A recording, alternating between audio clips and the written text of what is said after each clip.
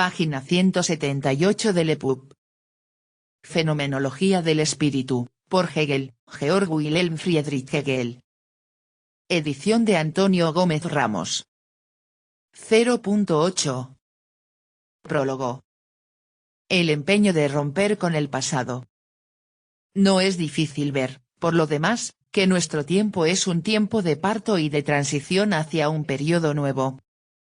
El espíritu ha roto con el mundo anterior de su existencia y de sus representaciones, y está a punto de arrojarlo para que se hunda en el pasado, está en el trabajo de reconfigurarse. Cierto es que él nunca está en calma, sino que está prendido en un permanente movimiento hacia adelante. TV escribe. ¿Cómo romper con la experiencia pasada y que ha sido útil? Sería necesario borrar las memorias, y deliberadamente, quedarse sin nada. Lo que se tiene como conocimiento, en memoria, es lo que se acumula ante cada estímulo nuevo. Ahora, lo que voy a indagar es, ¿de dónde surge esa necesidad de reconfigurarse, afrontar a los estímulos con un ánimo nuevo? Es el deseo de cambiar de actitud, con el objetivo de mejorar, moverse mejor. Y ningún deseo puede surgir si no hay inconformidad con lo que se percibe y uno asume que no es suficiente. El prólogo escribe. Pero, igual que en el niño, después de una larga alimentación silenciosa, en el vientre de su madre, la primera respiración interrumpe en un salto cualitativo, la parsimonia de aquel proceso que solo consistía en crecer, y entonces nace el niño, así. El espíritu que se está formando madura lenta y silenciosamente hacia la nueva figura, disuelve trozo a trozo la arquitectura de su mundo precedente, cuyo tambalearse viene indicado solo por unos pocos síntomas sueltos: la frivolidad y el tedio que irrumpen en lo existente, el barrunto indeterminado de algo desconocido, son los emisarios de que algo otro está en marcha. TV escribe. Luego, es el aburrimiento, la insaciabilidad por algo nuevo, lo que perturba al pensamiento. El prólogo escribe. Este paulatino desmoronarse que no cambiaba la fisionomía del todo se ve interrumpido por el amanecer, un rayo que planta de golpe la conformación del nuevo mundo.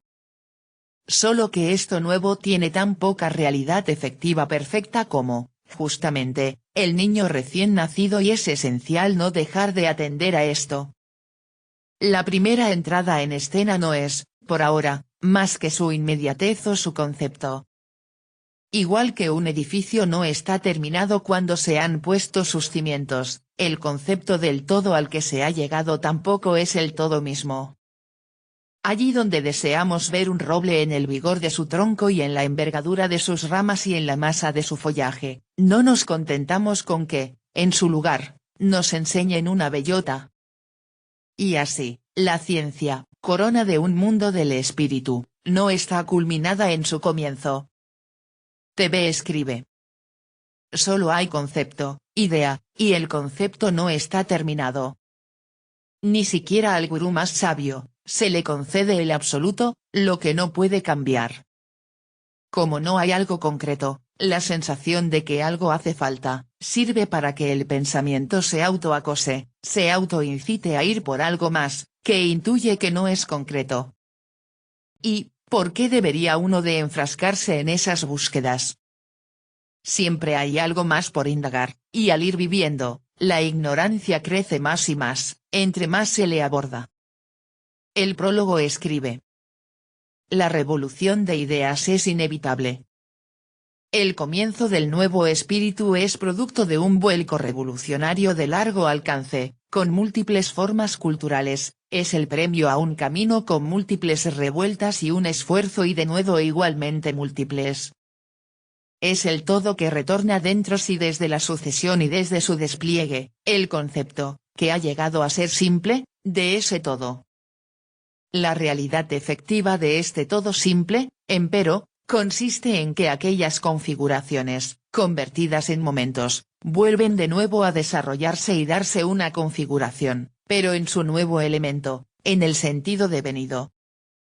En tanto que, por un lado, la primera aparición del nuevo mundo no es, de primeras, más que el todo oculto y envuelto en su simplicidad, o el fundamento general de ese todo. Para la conciencia, en cambio, la riqueza de la existencia precedente está todavía presente en el recuerdo. TV escribe. La intención de anular a la experiencia, implica que el pensamiento, tiene que enfrentar al depredador, considerando que no lo es. Esto es muy peligroso, si se trata de cuestiones físicas, pero en el ámbito del pensamiento, el peligro no representa heridas. Hasta hoy hemos sobrevivido porque hemos conseguido con la experiencia, un escudo. El prólogo escribe. En la figura que acaba de aparecer, la conciencia echa en falta la expansión y la particularización del contenido, pero más aún echa en falta una conformación elaborada de la forma por la que las diferencias estén determinadas de manera segura y ordenadas en sus relaciones firmes y estables. La ciencia de las élites. Sin esta conformación elaborada, la ciencia carece de inteligibilidad universal, y tiene la apariencia de ser la posesión esotérica de unos cuantos individuos, una posesión esotérica, pues solo está disponible, por ahora, en su concepto o en su interior y de unos pocos individuos, pues su aparición sin expansión deja su existencia en algo singular y aislado. Solo lo que esté plenamente determinado, será, a la par, exotérico, comprensible conceptualmente, susceptible de ser aprendido y de ser propiedad de todos.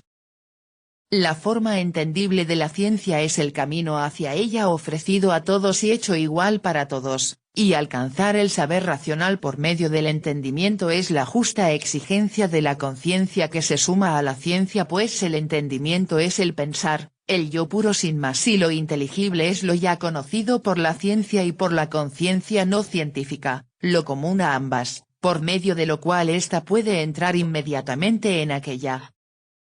La ciencia censurada. La ciencia, que, de primeras, solo está comenzando, y que, por ello, no ha producido todavía la completud del detalle ni la perfección de la forma, está expuesta a que se la censure por ello.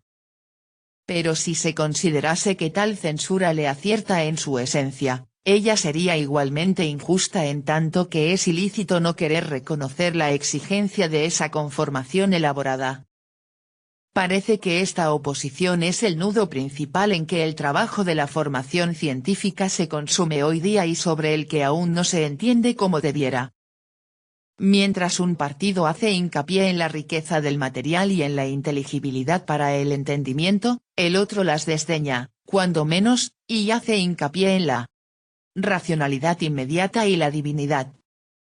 Si bien a aquel partido se le ha hecho callar, ya sea por la fuerza sola de la verdad, ya sea, también, por el ímpetu desenfrenado del otro, y si, en lo que respecta al fundamento de la cosa, se ha sentido sobrepujado, no está por ello apaciguado en cuanto a aquellas exigencias, pues son justas, mas no están cumplidas. Su silencio solo a medias pertenece a la victoria, y a medias también, empero, al aburrimiento y la indiferencia que suelen seguir a la expectativa permanentemente despertada y al incumplimiento de las promesas. En lo que respecta al contenido, los otros no tienen problemas en darse una gran extensión. Llevan a su terreno un montón de material, a saber, lo ya sabido y ordenado, y, al dedicarse sobre todo a cosas originales y curiosidades, parecen poseer tanto más de todo lo demás con lo que el saber ya había terminado a su manera y a la vez, también, parecen dominar lo que todavía no está regulado, sometiéndolo así todo a la idea absoluta que, por ende, parece estar reconocida en todo y haber medrado hasta ser la ciencia plenamente expandida. Pero si se examina más de cerca esta expansión, se muestra que no es resultado de que una y la misma cosa se haya configurado a sí misma de maneras diversas, sino que es la repetición sin figura de una y la misma cosa, la cual tan solo se aplica de modo externo al material diverso y adquiere una tediosa apariencia de diversidad. De hecho, si el desarrollo no consiste más que en una repetición semejante de la misma fórmula, la idea, que para sí es, desde luego, verdadera, no hace sino quedarse siempre estancada en su comienzo. la forma única e inmota, llevada por el sujeto que sabe de un lado a otro de lo dado, el material sumergido desde el exterior en este elemento quieto, todo eso, al igual que unas ocurrencias arbitrarias sobre el contenido, apenas cumpliría con lo que se exige, a saber, la riqueza que brota de sí y la diferencia de las figuras que se determina a sí misma. Se trata, más bien, de un monocromo formalismo que no llega a diferenciar más que la materia, y eso, porque ésta ya estaba preparada y era conocida. TV escribe. La ciencia, echa mano de los recursos que tiene al alcance, y pisa sobre los saberes. Si se sustenta en ilusiones, lo que resulte, ¿cómo puede tener certeza? Solo estaría jugando, cuando pretende ir más allá de lo conocido, si no parte de lo que se supone que ha sido comprobado. Si algo ya ha sido verificado y comprobado con experimentos controlados y con mediciones repetibles, con una probabilidad de error baja, ¿qué más hay por agregar? Siempre hay algo por agregar, algo que puede ser refinado. Tal vez, los instrumentos de medición, por naturaleza tienen un sesgo, y en ese sesgo, puede haber secretos. El prólogo escribe. Y encima, ese formalismo afirma que esta monotonía y la universalidad abstracta son lo absoluto, asegura que la insatisfacción con ella es incapacidad para adueñarse del punto de vista absoluto y afirmarse sobre él. Sí, antes, la posibilidad vacía de representarse algo de otro modo era suficiente para refutar una representación, y la misma mera posibilidad, el pensamiento universal, tenía también todo el valor positivo del conocer realmente efectivo. Ahora vemos, igualmente, cómo se le atribuye todo valor a la idea universal en esta forma de inefectividad, y que la disolución de lo diferente y determinado, o mejor dicho, arrojar estos a los abismos del vacío sin mayor desarrollo ni justificación en sí misma de esta acción, pasa por ser un modo de examen especulativo. TV escribe. La especulación visceral, sin fundamentos, bien puede ser solo otro punto de vista, agregando variables que permanecían ignoradas o no se consideraban de gran impacto, y eran despreciables. Pero a medida que se ahonda en el fenómeno, puede ser que aquello que se despreciaba, tiene aún algo por develarse. El prólogo escribe. Examinar una existencia cualquiera tal como es en lo absoluto no consiste aquí en otra cosa más que en que se diga al respecto que ahora, ciertamente, se está hablando de ella como de un algo, pero que, en lo absoluto, en el A es igual a A, no hay tal, sino que allí todo es uno. Contraponer este saber único de que en lo absoluto todo es igual al conocimiento diferenciador y lleno, o que busca y exige ser colmado o bien, hacer pasar su absoluto por la noche en la que, como se suele decir, todos los gatos son pardos, es la ingenuidad del vacío en el conocimiento. TV escribe. No hay manera de saberlo todo, de tener una imagen terminada de un fenómeno. Ahora, es más esporádico encontrar lo oculto, porque se ha vuelto más fino, más entreverado y confundido con las variables más evidentes, ocultas a la percepción limitada del pensamiento. Alguien puede concluir, que ya no hay más algo por encontrar, pero esto es una ilusión, siempre hay algo, en lo recóndito de los fenómenos, de los procesos. El prólogo escribe. El formalismo, que la filosofía de tiempos recientes repudia y denuncia, y que se ha vuelto a engendrar en ella misma, no desaparecerá de la ciencia, por más que se conozca y se sienta su insuficiencia, hasta que el conocer de la absoluta realidad efectiva tenga perfectamente clara cuál es su naturaleza. Habida cuenta de que una representación general, puesta delante del ensayo de desplegarla, hace más fácil captar ese despliegue, será oportuno indicarla aquí de modo aproximado, a fin de aprovechar la ocasión para, al mismo tiempo, eliminar algunas formas cuyo hábito constituye un obstáculo para el conocimiento filosófico. A mi modo de ver y entender, que habrá de justificarse él mismo mediante la exposición del propio sistema, se trata, ni más ni menos, que de aprehender y expresar lo verdadero no como substancia, sino, en la misma medida, como sujeto. se ha de hacer notar, a la vez, que la substancialidad incluye dentro de sí tanto lo universal, o la inmediatez del saber, cuanto aquella inmediatez que es ser o la inmediatez para el saber. Dios, la sustancia única.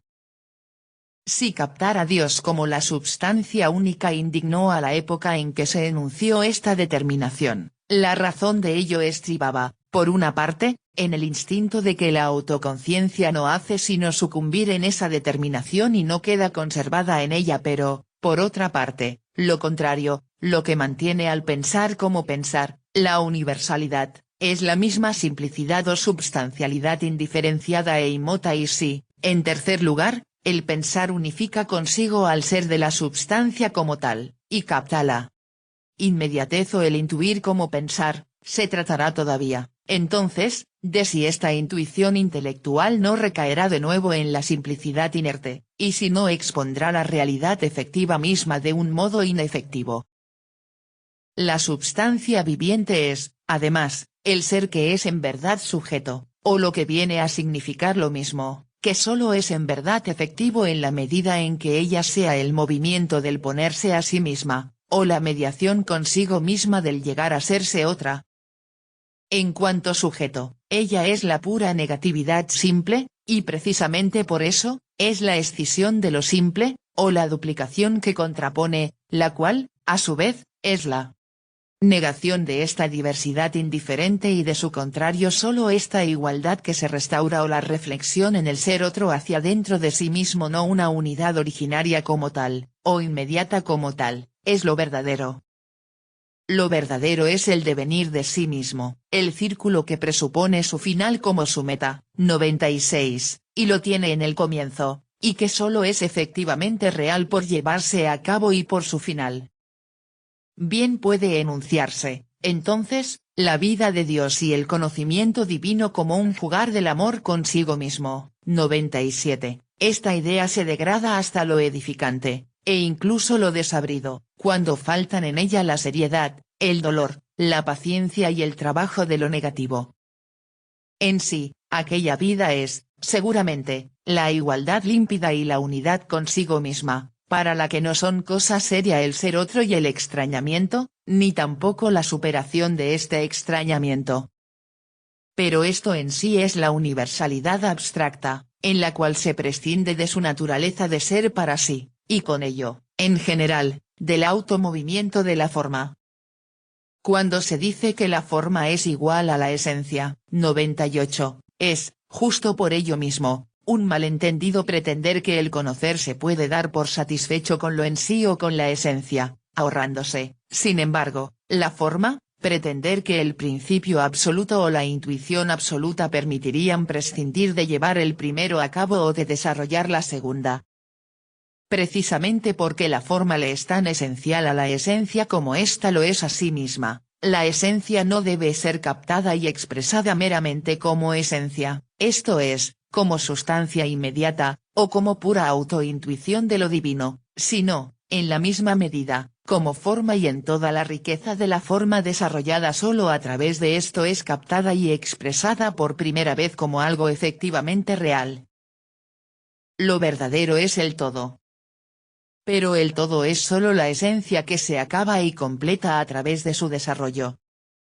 De lo absoluto ha de decirse que es, esencialmente, resultado, y que hasta al final no es lo que es en verdad y en esto justamente consiste su naturaleza, en ser algo efectivo, ser sujeto, o en llegar a ser él mismo. Por contradictorio que pueda parecer el que lo absoluto haya de concebirse esencialmente como resultado, una sucinta meditación bastará para corregir esta apariencia de contradicción.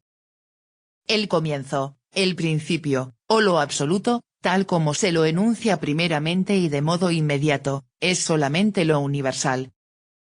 Del mismo modo que cuando digo todos los animales, esta palabra no puede valer por una zoología, es bien claro que las palabras de lo divino, lo absoluto, lo eterno, etc., no enuncian exhaustivamente lo que está contenido en ellas y, de hecho, solo tales palabras expresan la intuición como lo inmediato.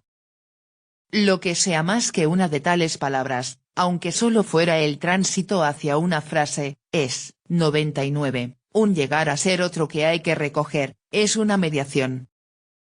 Pero es esta mediación lo que se aborrece, como si al hacer de ella algo más que el simple hecho de no ser nada absoluto, y de no ser para nada en lo absoluto, se estuviera renunciando al conocimiento absoluto. TV escribe. ¿Y por qué se aborrece el concepto absoluto? Porque si es absoluto, ya está terminado, nada hay más por indagar. Página 199.